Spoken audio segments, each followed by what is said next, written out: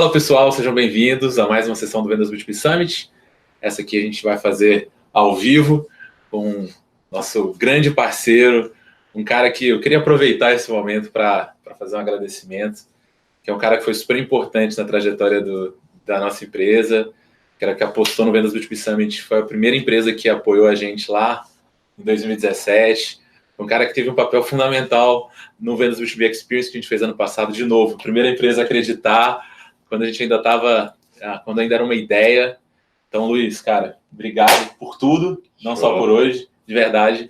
É sempre um prazer estar trocando uma ideia contigo e aproveitar esse momento aí E acabou que teve... essa história culminou no evento do B2B Experience. O Eric anunciando a compra da Plug lá no nosso evento. Então, cara, as nossas histórias aí nesses últimos anos estão... Vários laços, né? Bem linkadas. Obrigado demais. Legal. E vamos falar mais um pouquinho sobre vendas. Não, show de bola, Daniel. E aí, pessoal do Vendas B2B Summit. E é bem essa história mesmo, né? A gente começou lá atrás, apostando na ideia, fizendo lá essa loucura de evento online. Pô, e legal, tá na terceira edição, só nome foda. E evoluiu um pouquinho. E bem legal. E lembro, no Vendas B2B Experience, a gente fez bem, para quem não me conhece, né, eu era CEO da Plug CRM, que foi adquirida pela Resultados Digitais, pela RD, e hoje é o RD Station CRM, e já tinha tudo acertado com o Daniel, mas eu não podia falar que a gente ia fazer o lançamento no evento dele, mas fiquei super feliz que foi. Foi muito legal. Eu também fiquei muito lisonjeado, foi muito bacana, e depois, quando passou essa história, a gente foi linkar tudo, como as histórias estavam ligadas, foi muito gostoso mesmo. Mas vamos lá, vamos falar agora de um assunto aí para... Vamos lá, antes, você se apresentou rapidinho aí, sim, mas fala um pouquinho melhor aí, quando é que você começou a Plug, como é que foi essa transição, qual é o seu papel hoje aqui, fala um pouquinho da sua trajetória aí, pessoal. Legal. Bem, eu sempre gostei de trabalhar com vendas e marketing. O meu primeiro estágio, com 18 anos, assim, foi como gerente de marketing, gestão de vendas, numa startup na época, em 2000 e alguma coisa. E foi super interessante, porque eu fui gerente comercial de uma startup com 18 anos de idade e peguei todo esse movimento, né, de software, de ferramenta, de novos processos de venda, novas metodologias, novos frameworks e tal. E em 2014 a gente lançou um software de CRM para as pequenas e médias empresas, né, a Plug CRM. E de 2014 a 2018 a gente foi trabalhando com a Plug, participamos aí de Vendas B2B Summit, Vendas B2B Experience. E em 2018 a gente anunciou, justamente no evento do Daniel, a aquisição da Plug CRM pela Resultados Digitais. Resultados Digitais, para quem não conhece, é a empresa responsável pelo software RD Station Marketing, o RD Summit, né, o maior evento de marketing e vendas da América Latina, o RD Station Marketing, que é a maior ferramenta de automação de marketing da América Latina, e hoje nós estamos oficialmente como RD Station CRM, caminhando aí para tomar liderança aí no Brasil, né, mas também focando nas pequenas e médias empresas. Hoje eu estou aqui na RD como gerente de produto e de negócios, né, tocando essa nova área, né, de CRM aqui dentro da empresa, e tentando ajudar as empresas pequenas e médias a ter uma gestão melhor das oportunidades, ter uma gestão melhor das vendas, ajudar vendedor, ajudar gestor, ajudar marketing e vendas a se conversarem melhor. E, bem, essa é a minha missão aqui hoje na RD. Não, legal. Transformação. Então, acho que o tema que a gente vai falar hoje é algo do seu dia a dia totalmente. Vamos falar um pouquinho sobre gestão de vendas. Você chamou esse papo nosso de gestor de vendas classe A, né? Como que a gente descobre o que está funcionando, o que não está funcionando dentro do processo de vendas. Então, vamos fazer o seguinte, traz um pouquinho o que você trouxe para a gente, e a gente vai discutindo e eu vou dando meus pitacos aqui ao longo da apresentação. Legal, legal. Quando você fala que isso faz parte do meu dia a dia, eu tentei trazer um tema que faz, de fato, muito parte do meu dia a dia. Né? Eu trago uma brincadeira aqui, que a gente aprende muito com a família, né? Com os pais, com a mãe, com o pai e tal. E eu aprendi algumas, logicamente, né? A gente sempre aprende muitas coisas com o pai, né? Eu trouxe um exemplo aí que eu aprendi a jogar sinuca com meu pai. Mas a gente, como filho, a gente tenta ensinar o pai alguma coisa, né? E nessa história toda de eu me tornar gerente de uma startup lá com 18 anos, eu me tornei gerente comercial antes do meu pai se tornar gerente comercial. Então, eu vivi essa revolução de métodos, de práticas de gestão comercial antes dele. E agora, né, há alguns anos que ele se tornou gerente comercial, eu tento entender a cabeça dele, como funciona a cabeça de um gestor comercial, digamos, tradicional, tento achar quais são os problemas e tento ajudá-lo para ele melhorar a performance dele, né, para sair daquela visão de gerente comercial tradicional que a gente tem. E é muito interessante, assim, porque quando eu converso com meu pai sobre o que ele espera de um gerente comercial, que é a função dele hoje, para ele é bem claro que o gestor comercial ele tem alguns poderes, né? O primeiro poder é que ele tem a chave mágica do desconto. O gerente comercial é o cara que fica numa sala lá no fundo, que tem um poder mágico de falar, você pode dar mais 10, 15, 20% de desconto em alguma coisa. Aquela famosa, você pede um desconto, olha, tem que falar com o gerente, tem que chamar o gerente. Ele tem a chave mágica do desconto. Também tem aquela questão do gerente ter ele ser o dono das informações. Ele é o cara que ele tem posse de tudo, ou ele usa a informação de um jeito que ele pode manipular dentro da empresa e levar para um vendedor, levar para o outro, ou administrar isso para ele. Ele é o dono das informações. Outra coisa que também é super comum é que o gerente ele é quase o vendedor enterprise. Ele é o grande vendedor de contas grandes. Quando surge um grande negócio, a bola passa em algum momento passa para ele, né? Passa para o gerente. E acho que também o que está mais na cabeça das empresas é que o gerente é o cara que fica no calcanhar ali do vendedor, cobrando. Um chicote na mão ali. Um chicote na mão. É bem engraçado, assim, quando a gente vê, por exemplo, as palestras do B2B, Vendas B2B Summit, a gente vê que o papel do vendedor tem mudado. O vendedor já tem sido um cara mais data-driven, mais científico. A gente tem aí vários temas que a gente está falando no evento sobre isso, né? Sobre a mudança do perfil do vendedor e a mudança do perfil do gestor comercial, né? E na minha visão, ele tem a função, primeiro, de transmitir a estratégia da empresa para dentro da área de vendas. Segundo, acompanhar o vendedor, não só do ponto de vista de carreira, mas ser um facilitador ali das oportunidades, das negociações. Ser a grande ponte de conexão com o marketing, entre marketing e vendas. Vou falar disso aqui um pouco mais para frente. Sempre tem um negocinho aí, né? Sempre tem uma confusãozinha ali. E é o cara que ele tem que olhar para o processo comercial e falar, cara, eu tenho problemas, eu tenho gargalos, e o que eu tenho que fazer? E também ter previsibilidade, né? Saber, putz, o que a gente vai alcançar nesse mês. Entendo isso como o grande valor de um gerente comercial.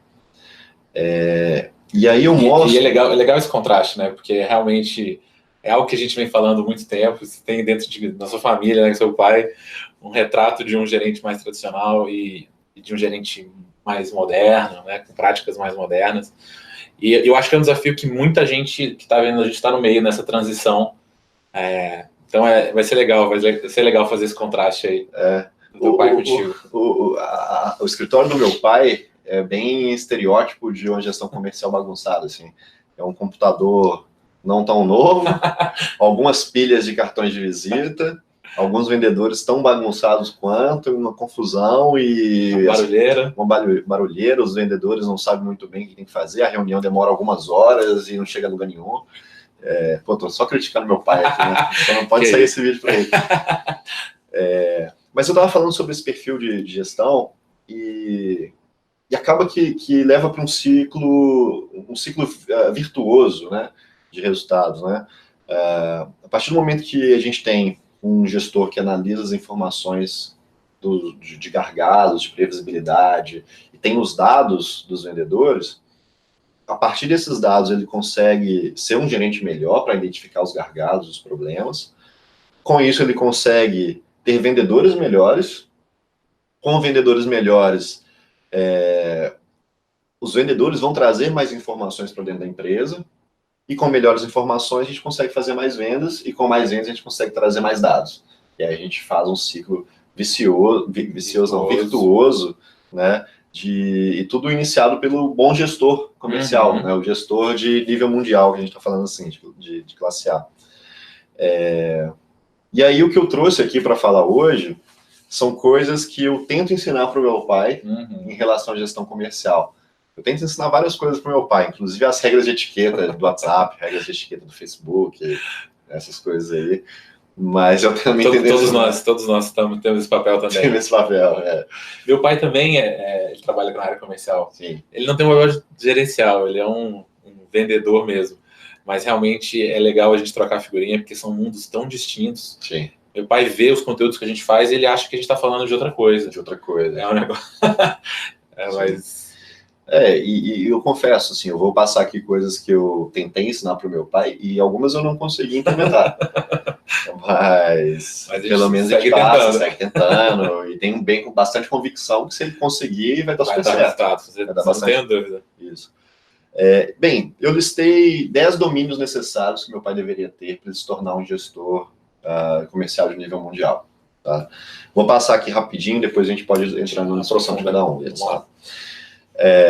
Bem, o primeiro é ele ter domínio sobre ciclo de vendas, taxa de conversão, a relação entre marketing e a geração de oportunidades, ele ter as quebras por perfil de cliente e por perfil de vendedor, ele ter o controle dos motivos de perda de oportunidade, ele fazer o acompanhamento dos pitches de negociação, fazer uma projeção, né, que cruza o custo de cada oportunidade, como que ele consegue ter previsibilidade, né, para saber quantas vendas ele vai fechar na semana que vem, por exemplo, como ele deveria conduzir as reuniões one-on-ones com os vendedores e como que ele deve medir e acompanhar as metas de vendas.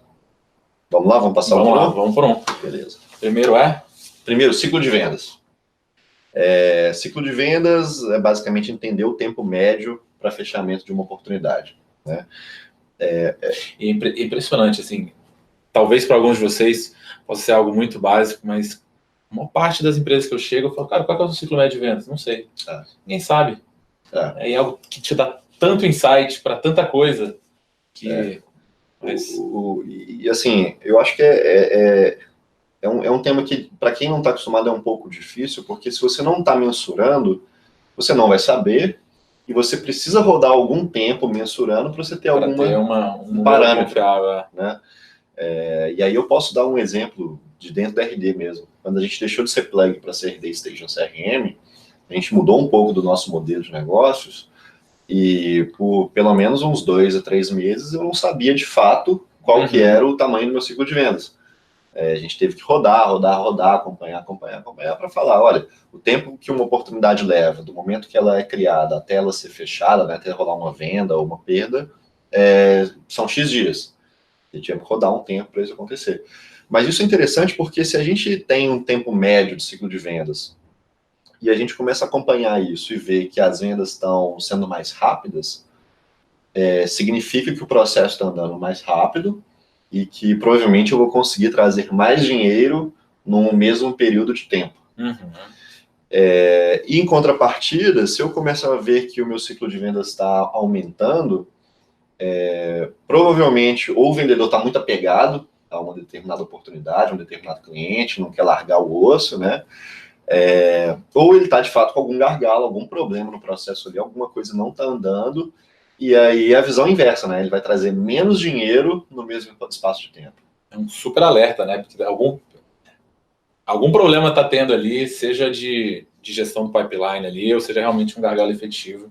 Então, monitorar essa métrica te dá muito insight, né? Sim. Pelo menos um alerta inicial que você vai depois investigar o que está acontecendo. Sim, e é interessante, assim, com meu pai, né? Trazendo um exemplo do meu pai, se ele tiver um ciclo de vendas bem definido, para ele até quase que psicologicamente, na hora que uma oportunidade chega, ele já tem uma previsão de quanto tempo que ele vai gastar com esse cara, quantas interações ele vai ter, e vai trabalhar isso melhor quanto ele aumentar a escala, né? Quando ele gerar mais... Vai ganhando mais previsibilidade. Vai ganhando mais previsibilidade.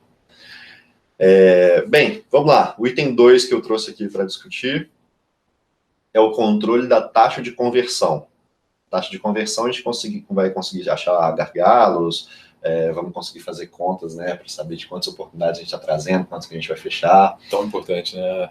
Tão importante, tão ignorado também na maior parte dos casos, né? Para quem é de marketing, eu acho que é um termo até comum, Tá, né? eles estão mais, talvez estejam um pouquinho mais maduros, né, que a gente em vendas, mas, cara, entender as suas taxas de conversão te trazem tantos benefícios, né, para fazer coach, para identificar onde estão os gargalos, os problemas, para entender quanto você precisa gerar de demanda para fechar a venda na outra ponta. Então, assim, talvez sejam as métricas mais importantes, né, de uma operação comercial. Sim, e a gente consegue ver problemas nesse acompanhamento em perguntas super simples, assim. Eu fiz algumas perguntas para o meu pai que exemplificam bem esse exemplo de taxa de conversão, que ele não sabia me responder e, consequentemente, ele não conseguiria fazer essa projeção de quantas oportunidades ele tem que gerar para ele bater a meta do mês dele, né? Eu perguntei para o pai, pai, quantas propostas você enviou nessa semana? Não sabia. Tá. E quantas propostas viraram contratos, né? O modelo do funil. Putz, não sabia.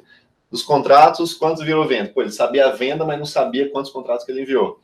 Ou seja, ele perdeu o track ali, ele não sabe. Só mede venda, né? Só mede a venda. Só mede a venda. E aí eu trouxe um exemplo, a gente vai mostrar aí depois, de um exemplo aqui que eu trouxe do meu pai, né? Eu exemplifiquei ali um funil de vendas e falei, cara, de cada 10 clientes que eu visitavam, 0,7 fechavam. E aí eu tenho ilustração aí desse funil. Só pelo exemplo do funil, a gente já consegue ver que tem um gargalo ali, né? Eu ilustrei ali que nas últimas 2 etapas... Dá uma funilada demais, né? Afunila muito, né? Ou seja, tem alguma coisa errada naquela conversão de uma etapa para outra, que se ele melhorar aquilo ali para ter uma perda razoável, ele praticamente dobra as vendas dele. Então, identificando essa taxa de conversão por etapa, ele poderia dobrar o resultado dele. Te dá rastreabilidade dos problemas, né? Sim. Dá muita clareza de onde está, o que precisa ser feito. Sim. E além, claro, do que você falou, né? Ele vai saber exatamente, putz, entraram 10 oportunidades, eu sei que no final de um ciclo de venda eu vou ter 2 vendas. Né? Ou ele vai ter uma boa chance de ter 2 vendas. Até mais para trás, né? Cara, esse é um dos exercícios que a gente faz em cursos, em workshops, que o pessoal mais gosta. Que fala, cara, qual é o seu ticket médio? Quantas vendas você precisa fazer? Aí, quantas oportunidades? Quantas propostas?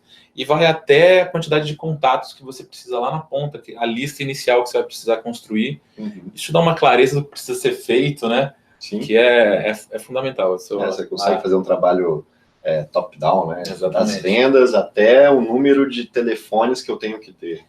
Eu preciso de 20 mil contatos, porque eu, sei lá, vou mandar um e-mail, 10 mil vão chegar e desses mil vão responder.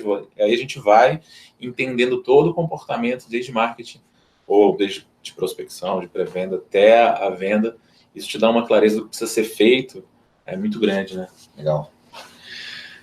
Terceiro item que eu trouxe aqui, a relação do gerente comercial com o marketing. E como é que funciona... Essa quebra de braço. Essa aí é briga, né? Até trouxe um slide aí dos lutadores, né?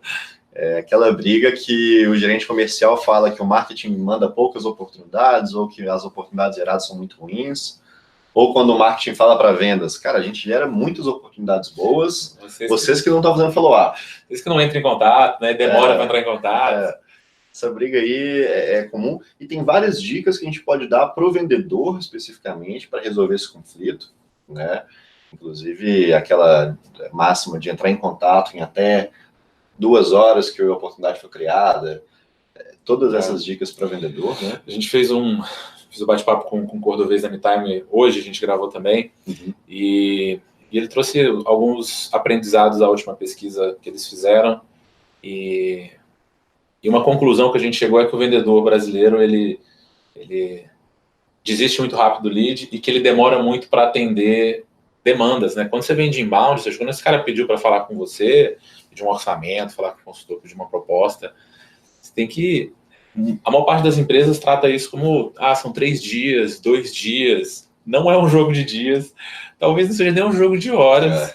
As operações mais maduras, assim, a galera tá tentando trabalhar minutos ali, 10 a 5. Eu conheço gente que Se eu tiver o perfil dos caras, em 2 minutos os caras te ligam, né? Exatamente. Então, aqui na RD a gente consegue mensurar por horas.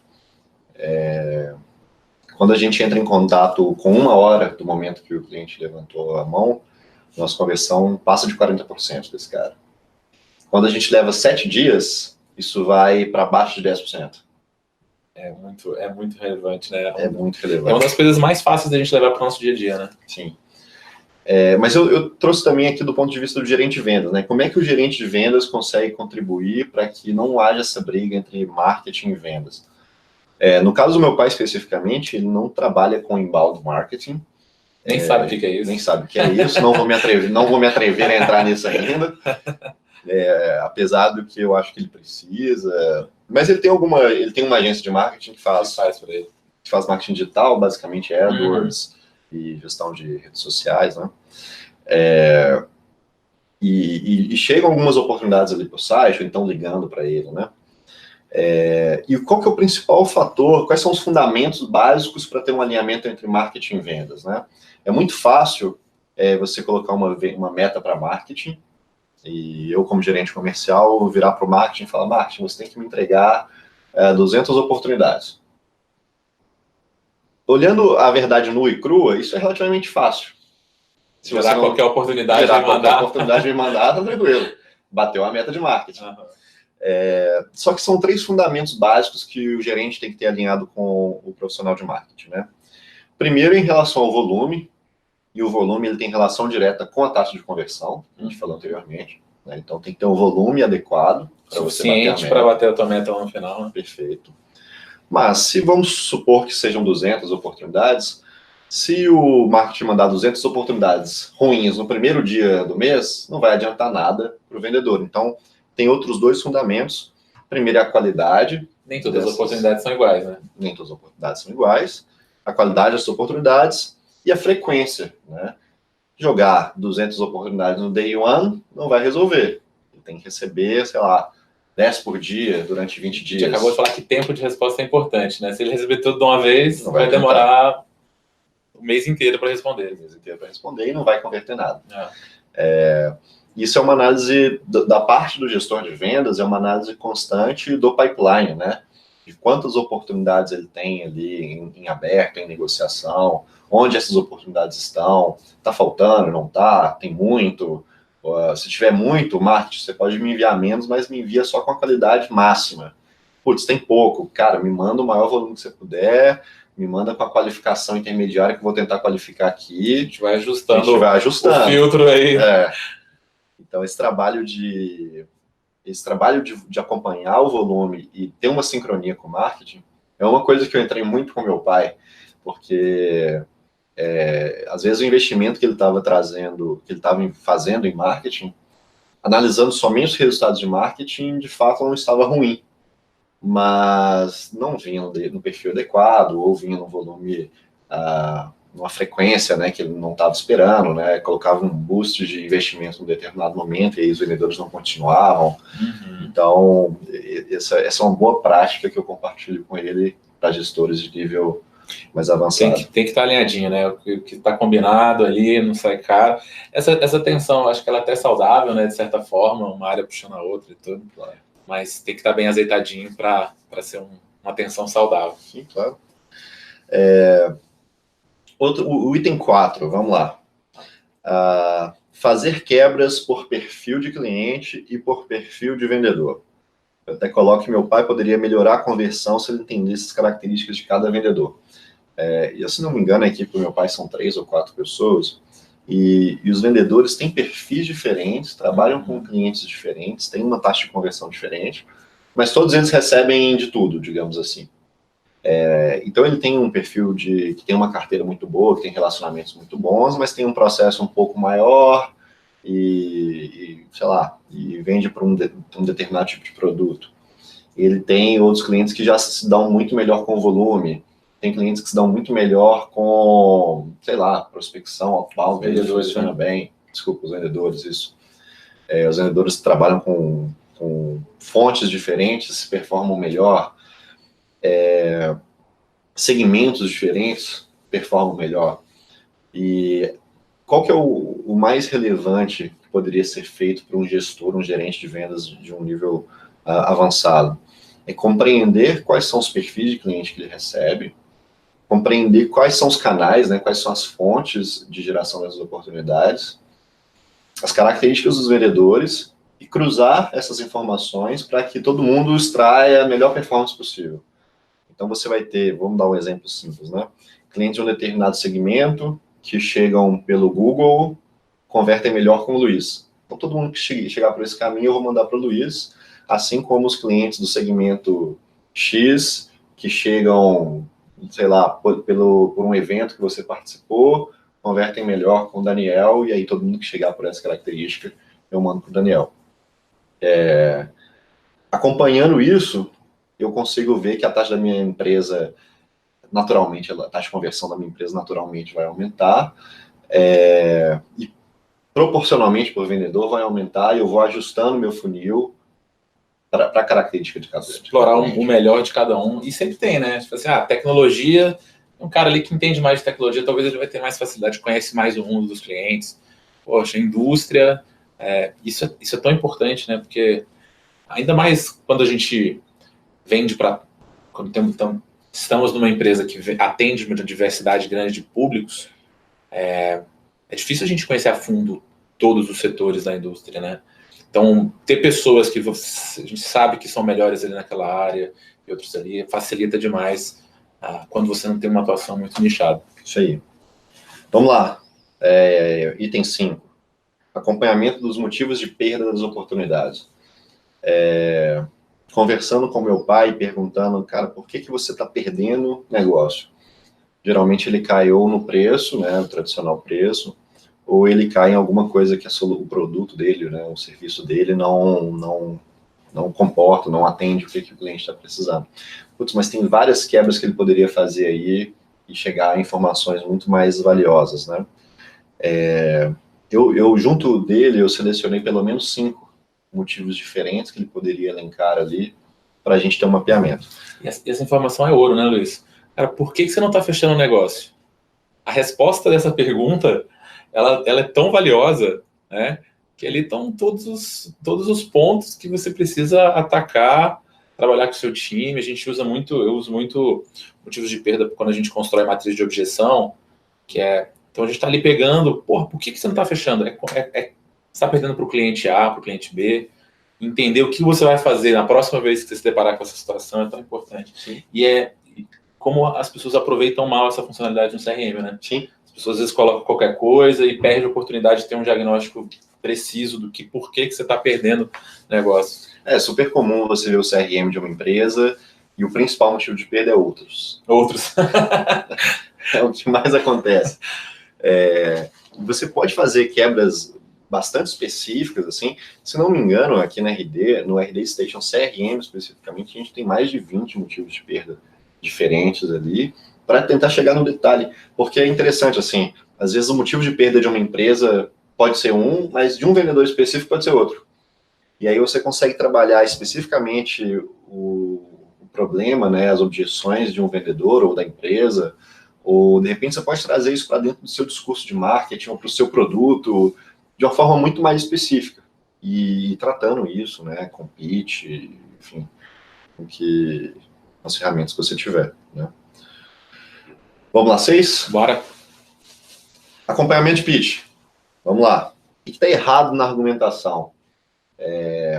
No caso do meu pai, equipe relativamente pequena, ele consegue acompanhar, apesar do escritório ser uma bagunça, ele consegue acompanhar com alguma tranquilidade. Agora vamos pensar no caso da RD Station Marketing, né? Aqui na RD são 100 vendedores, algo próximo de 100 vendedores numa equipe. Não tem como você acompanhar um a um, não tem como saber se o perfil de qualidade, a qualidade dos pitches estão adequados, se tem discrepância, se não está. Então, existem algumas formas de você hackear, né, e chegar a ouvir as calls, as ligações do time e ver se está funcionando. Quando você tem um escritório pequeno, você ouve as calls, né? Você está ali, você ouve todo mundo falando, você entra no meio da ligação, fala isso, cuidado com aquilo. Mas quando você tem uma equipe gigante é possível, né? Até quando você está na pequena, porque para isso funcionar, você tem que estar ali o dia inteiro, meio que prestando atenção. Muitas vezes está todo mundo na rua, né? Tá gente na rua, às vezes você está na rua, às vezes alguém está de férias, você está de férias. Então, não é escalável. Verdade. Alguns hackzinhos fáceis de colocar no dia a dia ali. Primeiro é ter o discador vinculado diretamente ao CRM, para você ouvir a conversa no contexto, né? Porque ouvir a ligação sem contexto também não adianta muito. E você vai saber onde que estágio que está, como é que estão as comunicações anteriores, está ali dentro do histórico de comunicação. Histórico de tudo que aconteceu, né? Vai ter e-mails vinculados, se o cliente já comprou antes, não comprou, se é novo, de onde ele veio. Então, você vai ter um contexto melhor. E ouvir, assim, houve 10 vendas que ocorreram, depois você ouve 10 perdas que ocorreram, e vai fazendo isso com todo o time. Aí você consegue, por exemplo, comparar... Ou seja, gravar essas ligações, né, para poder ouvir. Também é uma prática que eu acho que ainda pouca gente faz, assim, comparativamente no mercado. E também é cara, acho que não tem forma melhor de evoluir um time do que ouvir as ligações para quem faz Inside Sales, lógico, e dar feedback sobre aquilo ali, né, junto. Acho uma das ferramentas que mais ajudam a desenvolver um vendedor. Aqui na RD, regularmente, a gente tem um profissional que ele faz essas escutas e monta meio que um relatório mesmo, olha, o que está funcionando, o que não está, o que tem que melhorar, o que os clientes estão falando, o que a gente tem que fazer. E é bem isso, assim, identificar qual foi a melhor abordagem que a gente teve, qual foi a que encantou melhor o cliente, quais estão sendo as argumentações que estão sendo levadas pelo time de vendas, quais estão sendo as dúvidas dos clientes que os vendedores estão tendo que responder sempre, né, os benefícios que eles estão apresentando ali, que às vezes não são os melhores para aquela situação, onde que os clientes estão vendo mais valor na conversa, e também manter o padrão, né, ter certeza que está todo mundo mais ou menos no mesmo nível de negociação, mesmo nível de qualificação dos clientes, etc. Item 7? Bora. Projetar o custo das oportunidades. É uma formulazinha fácil, simples, que vai te ajudar a identificar quem você tem que focar. Putz, imagina que recebo ali dezenas de oportunidades todos os dias, mas eu tenho aqui gravação do Vendas B2B Summit, eu tenho uma outra reunião daqui a pouco, e eu tenho que fazer uma outra coisa, e o meu tempo produtivo sai de 8 horas para 2 horas. Cara, é tipo isso mesmo, né? É mais ou menos isso. Cara, tem 2 horas ali e eu tenho que olhar para o meu volume de oportunidades e falar, cara, eu tenho que trabalhar com esses X clientes aqui, né? Como que eu atribuo pesos, como é que eu atribuo prioridades ali? Bem, a gente tem que projetar o próximo passo, né? E para a gente projetar o próximo passo, a gente tem que pegar algumas informações históricas que a gente tem ali. Se você tiver a taxa de conversão por etapa do funil, se você tiver as características, né, do cliente, por segmento, pelo tipo de cliente, pelos problemas que ele tem, pelo histórico do cliente. E se você tiver esse ticket médio por perfil de cliente, você consegue olhar o seu pipeline, né, o seu funil de vendas, e aí projetar, falar, cara, eu tenho que focar nesse cara aqui. Então, um exemplo.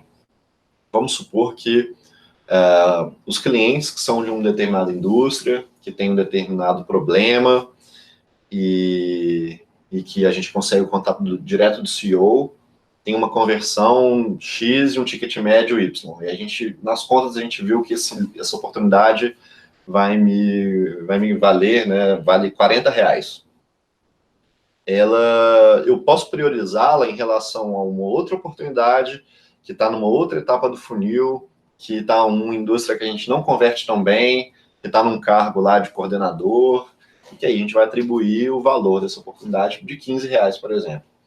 E aí, se eu tiver as duas ali no meu pipeline, eu só tenho como priorizar uma, eu vou saber exatamente que eu vou priorizar a mais qualificada. Aquela ali de R$40, por exemplo, baseados nos dados históricos que eu tenho. Então, assim, só para eu... se um determinado perfil de cliente, ele me compra, sei lá, R$5.000 e eu converto 10% dele. Então, eu vou atribuir ali que aquele lead me vale R$500, porque eu sei que aquele perfil tem um ticket e uma taxa de conversão, então eu sei...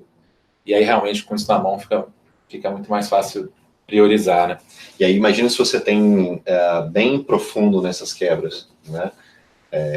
Você vai ter um cara lá que a conversão dele é 20%, converte bem mais, mas o ticket dele é super baixo, né? O ticket dele é R$100. Putz, aí já passou a ser R$20 em relação a 500, né?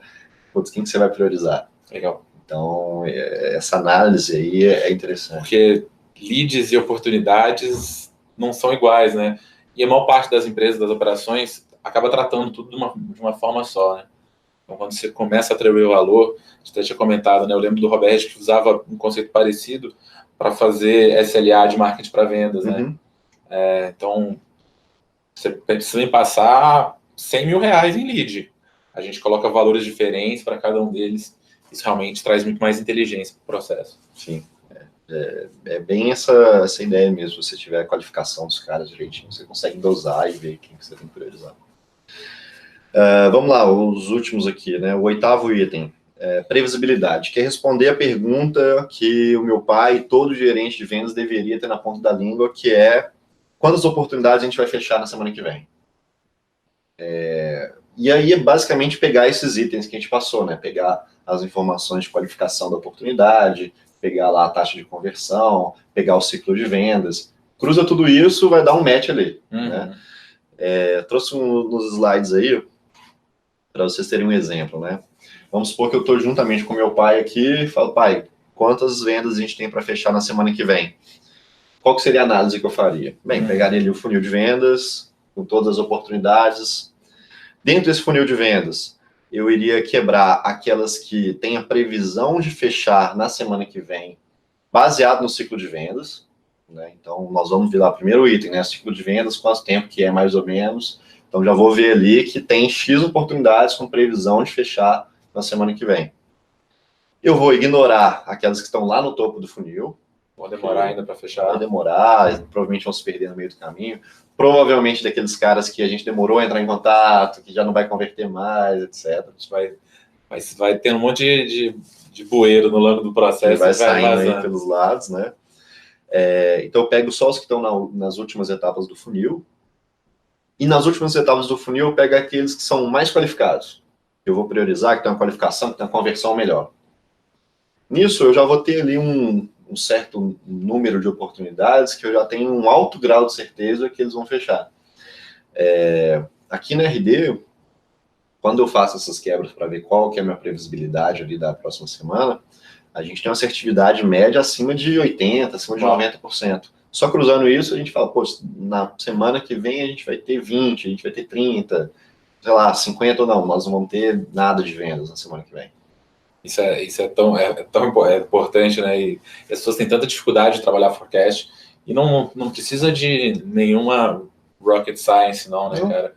Alguns conceitos, algumas informações fundamentais, a gente consegue chegar com um nível de assertividade bom. Isso aí. E eu acho que essa, no final, a gente tem mais 2 itens aqui que a gente vai passar, mas eu acho que isso é a melhor consolidação de tudo que um gestor comercial bom faz, né? Porque passa por todos os conceitos básicos. E no final você tem um nível de assertividade bom, um nível de assertividade super bom para se programar, para se planejar, para correr atrás, ou para falar, não, tranquilo. Para não chegar aquele desespero no último dia, aquela doideira toda que a gente vive às vezes. Né? Isso aí. Bem, falar o item 9, né? As reuniões a rotina de acompanhamento. Acompanhando as conversas do meu pai com os vendedores, eu via que as reuniões em geral eram bastante demoradas e não levavam a lugar nenhum.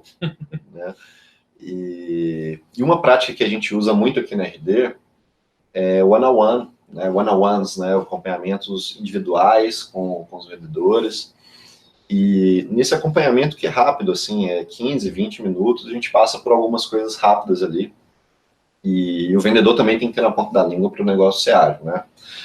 Semanalmente, a gente conversa com os vendedores individualmente e tenta entender, primeiro, quantas oportunidades ele tem no pipeline, né? Quantas oportunidades ele tem em aberto, em andamento ali no funil de vendas. Faz esse cruzamento de previsibilidade. Putz, tem oportunidade para fechar? Não tem? O que a gente pode fazer? E aí a gente começa a definir as prioridades. Olha, você pode trabalhar lá no topo do seu funil. Então, não, cara, vamos trabalhar aqui, vamos fechar primeiro, depois a gente vai e puxa esses caras. Putz, nós estamos com poucas oportunidades no funil, nós temos que dar um jeito de correr atrás. Vamos fazer um outbound? Vamos participar de algum evento? Vamos buscar uma parceria? Então, individualmente, a gente consegue fazer isso. Depois, a gente analisa os motivos de perda, né, individuais ali de cada um. Batemos rapidamente as atividades que foram feitas, né, em relação a calls, reuniões, visitas, qualquer coisa nesse sentido. E a gente registra quais foram os principais aprendizados, para a coisa também não ficar solta. Então a gente fala, olha, que a gente viu que tem oportunidade suficiente no pipeline, mas que tem poucas oportunidades para fechar na semana que vem. Então a gente vai ter que puxar alguns no meio para o fim do funil. Para isso a gente vai ter que fazer mais calls do que a gente fez na semana passada. E vamos trabalhar aqui a argumentação em cima de preço, que é o que a gente está performando pior, por exemplo. Então, nessas one-on-ones, a gente bate essas orientações por vendedor. E quando chega a reunião de time, né, reunião com todo mundo, ela tende a ser bem rápida, né? A gente só faz um geral da situação da empresa, como é que está a performance de quem está melhor, como é que está o volume de vendas, o valor de vendas de quem está performando melhor ali, e nesse sentido. E esse deveria ser o grande papel do gestor, né? De estar ali entendendo e ajudando o cliente a destravar, o vendedor, a destravar as dificuldades que ele tem. E também, acho que é uma coisa que falta ainda para o mercado, né? Os gerentes fazem muito pouco acabam que se ficam presos com outras atividades, às vezes envolvendo em vendas, em forecast, e aí que talvez a tecnologia pode ajudar muito a gente desburocratizar relatório e tudo isso, para você ter tempo para ter esse acompanhamento one-on-one com o seu vendedor, que é tão importante. Isso aí. E por fim, o item número 10, metas, né? Se a gente tem que acelerar para bater a meta, ou se a gente tem que ajustar a meta, às vezes a meta é relativamente fácil. E é super comum também ter gerentes comerciais que colocam a meta baseada em alguma coisa, exceto a lógica. Né? Às vezes eu brinco que assim, parece que é um número cabalístico do gerente, ele coloca e vamos nisso aí, não tem muita lógica por trás disso. A meta, ela é um desdobramento da estratégia, né? Deveria ser, pelo menos. E ela tem uma relação direta com essas outras informações que a gente teve, né? O volume de oportunidades que o marketing vai me gerar, a taxa de conversão que eu tenho que ter, etc. e tal. Mas um ponto que eu trouxe aqui é sobre o acompanhamento da meta. Vamos supor que a gente está performando bem, a gente está com todos os números redondos de conversão de funil, etc. e tal. E a gente quer acompanhar o resultado da meta. É muito comum a gente saber quanto por cento da meta a gente bateu. Então, nós batemos 20%. Mas eu acho que o mais importante é saber o seguinte: quanto que a gente deveria ter batido nesse exato momento? E a segunda dúvida, né? Quanto que a gente vai atingir se a gente continuar nesse mesmo ritmo? Esse número assusta às vezes, né? Esse número faz você mexer um pouquinho mais. Porque o exemplo que eu trouxe aqui, olha, se a gente olha só a taxa de conversão, o atingimento de meta, aí a gente vai ver que, por exemplo, nesse exemplo aí que eu trouxe, a pessoa pode ter fechado 20% da meta. Pô, 20%, um quinto, é bom, é ruim, é mais ou menos, dá para chegar lá, não sei. Agora, quando a gente coloca isso num progresso baseado no tempo, nesse exemplo aqui a gente vê que ela deveria ter vendido 35%. Logo, se ela continuar nesse ritmo que ela está hoje, ela vai alcançar 55%. Ou seja, ela está bem mais devagar, tem que acelerar, tem que converter melhor. Esse último número ele é bom, né, para dar uma chacoalhada, né? Para dar uma chacoalhada.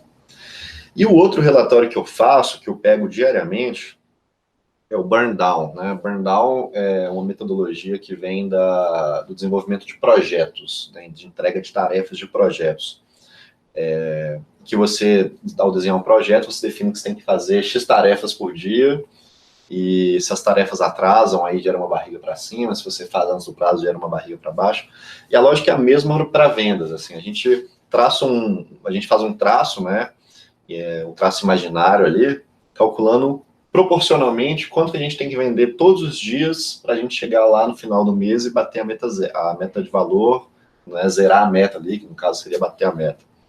E acompanhando isso, a gente consegue ver se a gente está tendo um distanciamento da meta, quando dá uma barriga para cima, a gente vê que a gente está distanciando, a gente vai ter que fechar mais valores, maior valor por dia, ou maior volume por dia, e aí tem que acelerar. Ou se está abaixo da barriga, a barriga está para baixo, né? Então a gente está fechando valores maiores ou volumes maiores do que a gente tinha projetado no dia a dia ali, né? Isso é legal, eu acompanho. Isso aqui eu faço todos os dias, mas eu compartilho toda semana com o time para a gente ver se a barriga está para cima, se está para baixo, se a gente tem que acelerar, se a gente tem que ajustar, enfim. Esse aqui meu pai não conseguiu entender ainda. Tem uns conceitos assim, né? Se a barriga para cima, você está mais distante da meta. Tem uns conceitos tricky aí. Tem uns tricky aí. Mas o da meta é relativamente simples. Bem, gente, então eu separei esses 10 domínios necessários, né? Eu coloquei um slide resumindo tudo aí.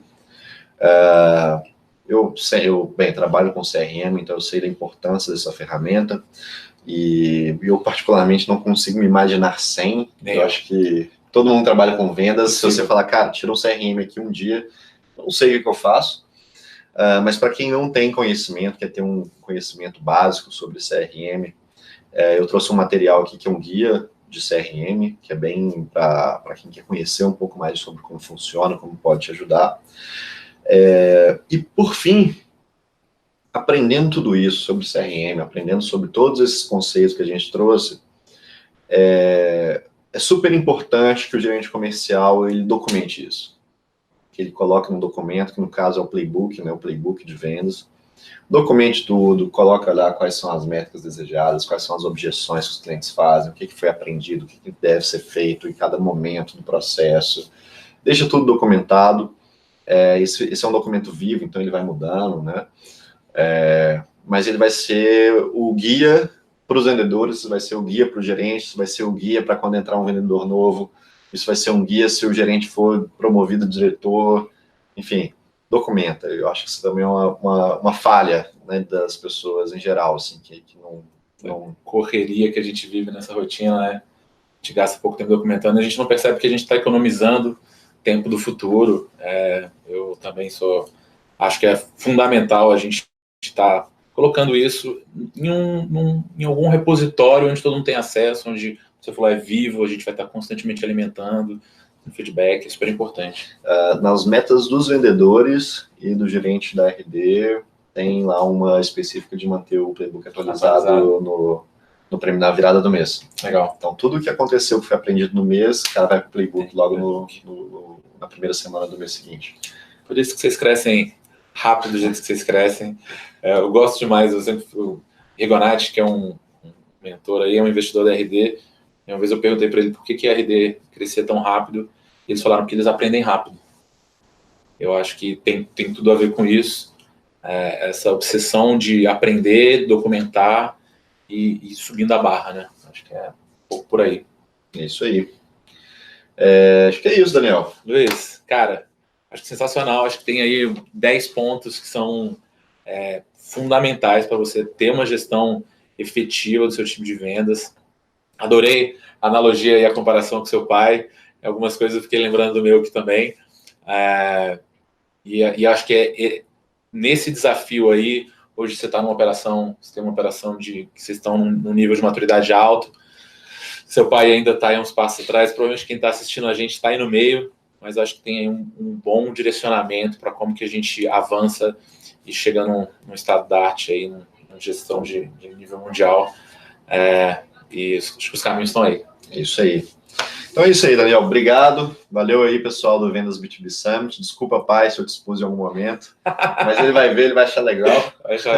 Espero que uma homenagem. Espero que ele veja e aprenda. Porque aí vai trazer alguma renda legal lá para casa. Boa. Luiz, obrigado, meu cara. Até a próxima. Cara. Falou. Tchau, gente. Falou, tchau.